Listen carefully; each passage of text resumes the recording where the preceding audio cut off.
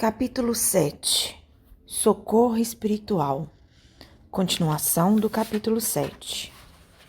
7.5. Francisco. Precisamos aqui das emanações de algum dos nossos amigos encarnados, cujo veículo material esteja agora em repouso equilibrado.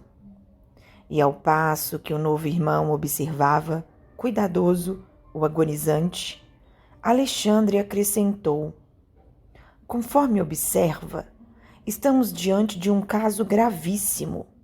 É preciso muito critério na escolha do doador de fluidos.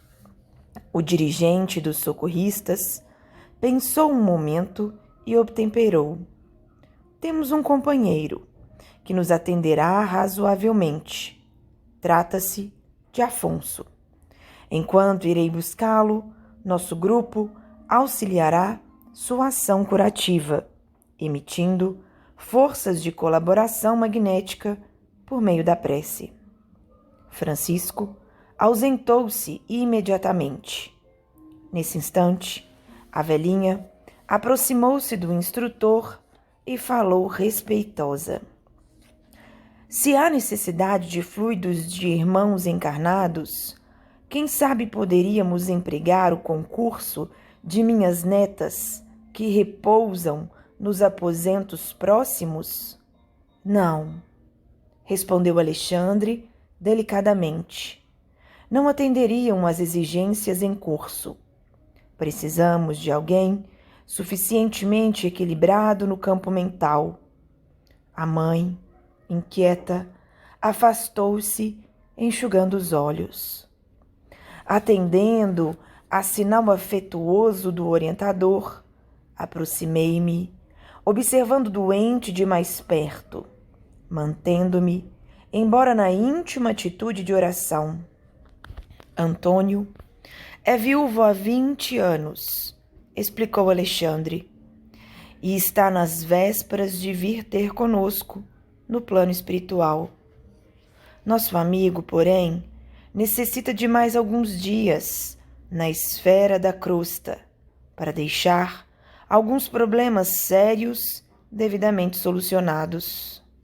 O Senhor nos concederá a satisfação de colaborar no reerguimento provisório de suas forças. 7.6. E fosse porque me detinha a observar o grupo de entidades que oravam silenciosas, ou em razão de pretender beneficiar-me com novos ensinamentos, o instrutor esclareceu: temos aqui o grupo do irmão Francisco. Trata-se de uma das inumeráveis turmas de serviço que nos prestam cooperação.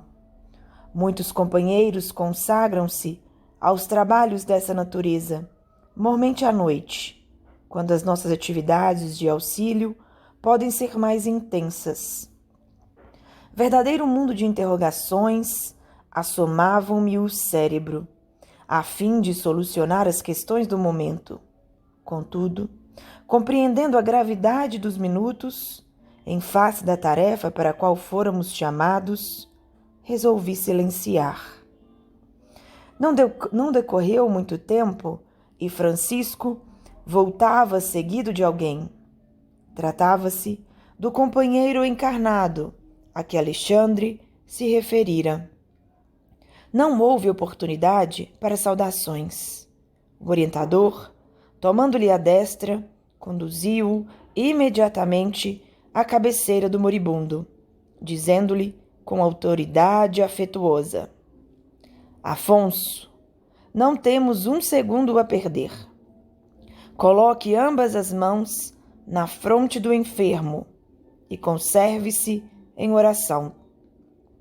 O interpelado não pestanejou, dando-me a impressão de um veterano em semelhantes serviços de assistência. Parecia sumamente despreocupado de todos nós, fixando-se tão somente na obrigação a cumprir. Foi então que vi Alexandre funcionar como verdadeiro magnetizador. recordando os meus amigos, meus antigos trabalhos médicos nos casos extremos de transfusão de sangue, via-lhe perfeitamente o esforço de transferir vigorosos fluidos de Afonso para o organismo de Antônio, já moribundo. Na qualidade de discípulo, acentuando minhas faculdades de análise, junto da preciosa lição, observei que o semblante do enfermo transformava-se gradualmente. À medida que o instrutor movimentava as mãos sobre o cérebro de Antônio, este revelava sinais crescentes de melhoras. Verificava, sob forte assombro, que a sua forma perispiritual reunia-se devagarinho à forma física, integrando-se harmoniosamente uma com a outra, como se estivessem de novo em processo de reajustamento, célula por célula. 7.7. Depois de um quarto de hora, segundo meu cálculo de tempo, estava finda a laboriosa intervenção magnética e Alexandre, chamando a velhinha, acentuou: Justina, o coágulo acaba de ser reabsorvido e conseguimos socorrer a artéria com os nossos recursos. Mas Antônio terá, no máximo, 5 meses a mais de permanência na Terra. Se você pleiteou o auxílio de agora para ajudá-lo a resolver negócios urgentes, não perca as oportunidades, porque os reparos deste instante não perdurarão por mais de 150 dias. E não se esqueça de preveni-lo, pelos processos intuitivos ao nosso alcance, quanto ao cuidado que deverá manter consigo mesmo no terreno das preocupações excessivas, mormente à noite, quando ocorrem os fenômenos desastrosos mais sérios de circulação, em vista da invigilância de muitas pessoas que se valem das horas sagradas do repouso físico para a criação de fantasmas cruéis no campo vivo do pensamento. Se o nosso amigo despreocupar-se da autocorrigenda, talvez desencarne antes dos 5 meses. Toda cautela é indispensável. A genitora agradeceu comovida, em lágrimas de contentamento.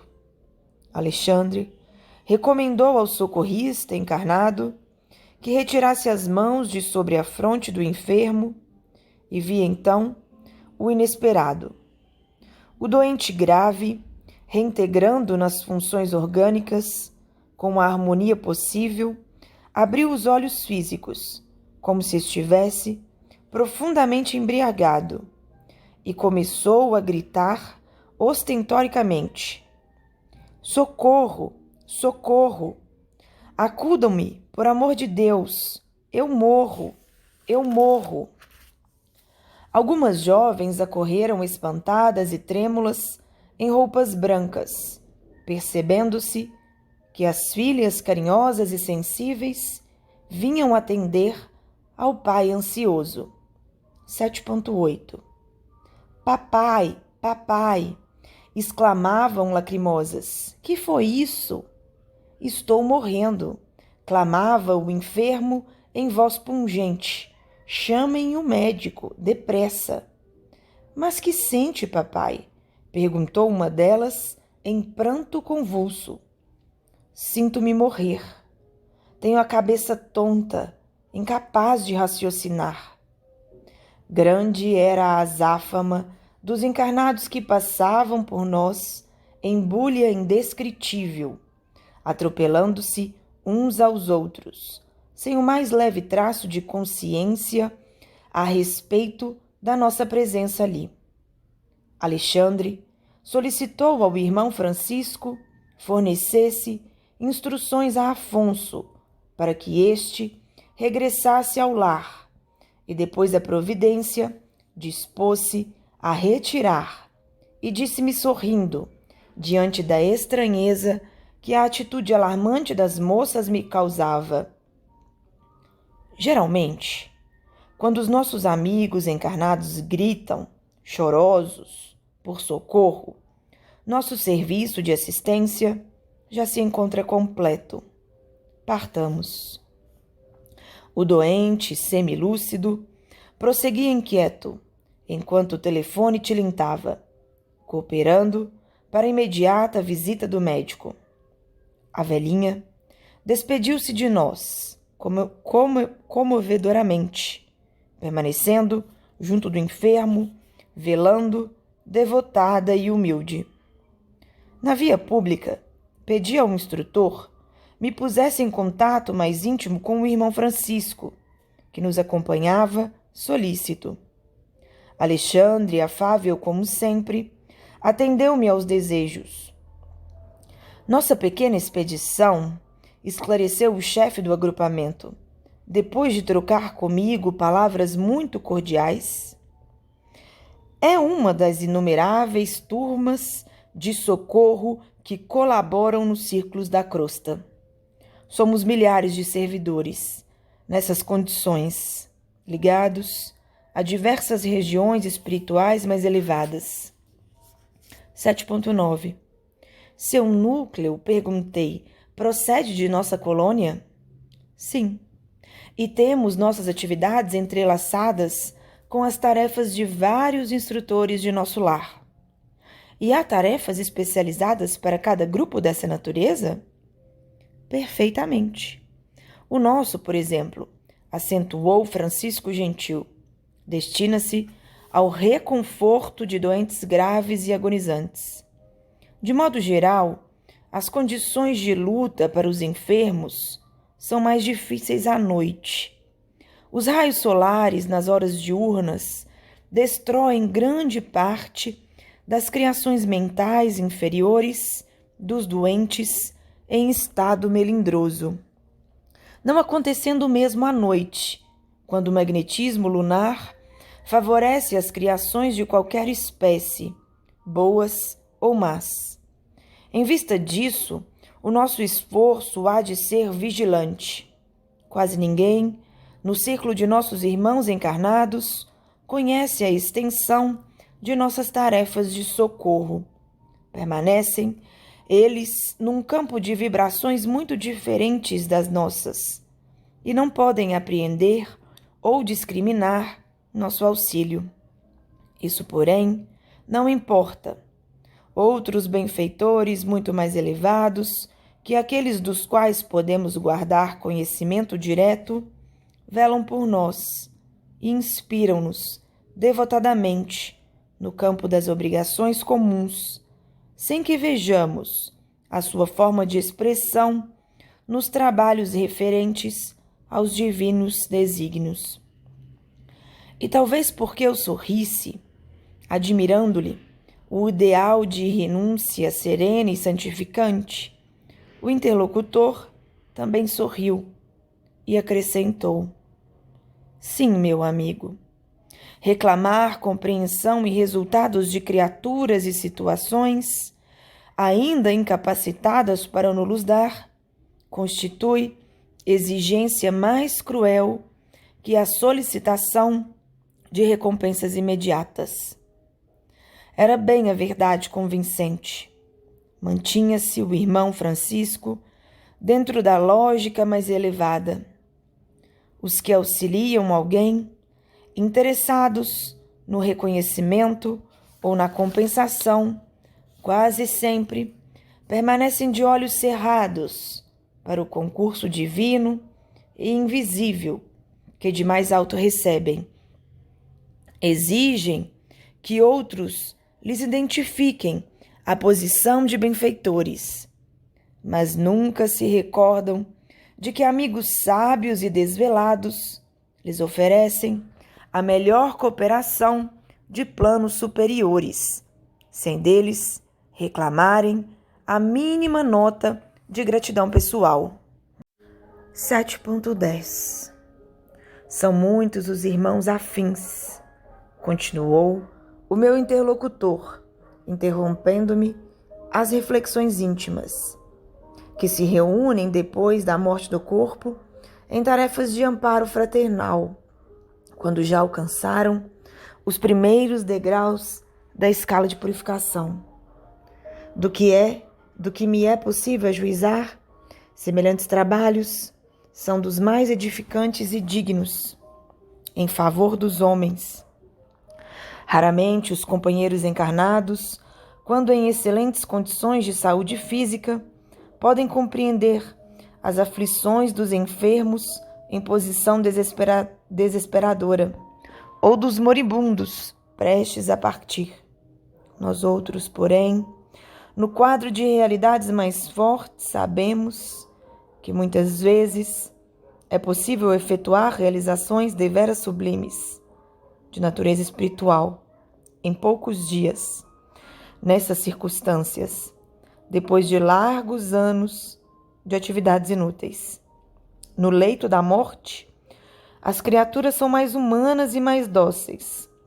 Dir-se-ia que a moléstia intransigente enfraquece os instintos mais baixos, atenua as labaredas mais vivas das paixões inferiores, desanimaliza a alma, abrindo-lhe em torno interstícios abençoados por onde penetra infinita luz. E a dor vai derrubando as pesadas muralhas da indiferença, do egoísmo cristalizado e do amor próprio excessivo. Então, é possível o grande entendimento. Lições admiráveis felicitam a criatura que, palidamente embora, percebe a grandeza da herança divina. Acentua-se-lhe o heroísmo e gravam-se-lhe no coração para sempre mensagens vivas de amor e sabedoria. Na noite espessa da agonia, começa a brilhar a aurora da vida eterna. E aos seus clarões indistintos, nossos princípios são facilmente aceitos. A sensibilidade demonstra características sublimes, e a luz imortal lança fontes de infinito poder nos recessos do espírito. 7.11. O interlocutor fez longa pausa e rematou. Desse modo, conseguimos efetuar um serviço de assistência eficaz, carreando novos valores no campo da fraternidade e do bem legítimo. Nunca observou a paciência inesperada de doentes graves, a calma de certos enfermos incuráveis e a suprema conformação da maioria dos moribundos? Muitas vezes, semelhantes edificações incompreensíveis para os encarnados que os cercam constituem o fruto do esforço de nossos grupos itinerantes de socorro. Francisco enunciara sublimes verdades. De fato, a serenidade dos enfermos em condição desesperadora e a resignação inexplicável dos agonizantes, absolutamente distanciados da fé religiosa, não poderiam guardar outra origem.